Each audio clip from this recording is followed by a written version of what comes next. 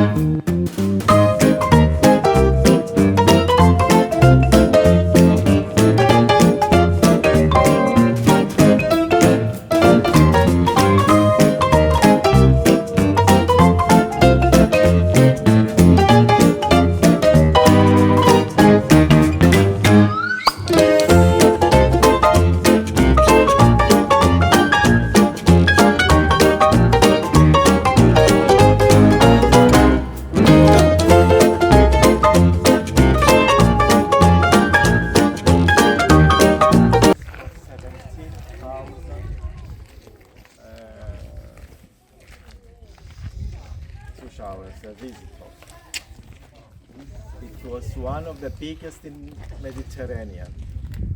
If you see the foundation around the theater, you can imagine how big was the theater. This is the Roman theater of the city. You can imagine a flourished city like Salamis, who was in the classical and Hellenistical time very strong city. It has been here also a theater that time, but we didn't found it yet. Usually the theaters, they are carved on a natural hill, but here, because the area is flat, especially this theater was built from the bottom up to the end. They didn't use any natural material like a rock or a mountain to build it.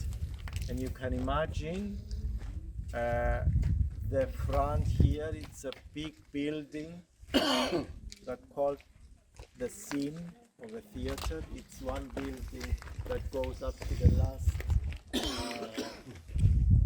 seats of the theater, and it was decorated with marble, with columns, with statues. After the earthquake, it never been used again. When was that? 4th century after Christ. So 340 after Christ, 330, and in 10 years later another strong earthquake destroyed most of the ancient cities in Cyprus. So the material of the buildings they used to build, like, for example, in the gymnasium, we can see a lot of columns that they are not the same size, or the capitals of the columns. It's material that they have been reused in other buildings. And the theater, all the marble was taken away to build other or early Christian basilicas or public buildings, and the theater was not used anymore as a theater.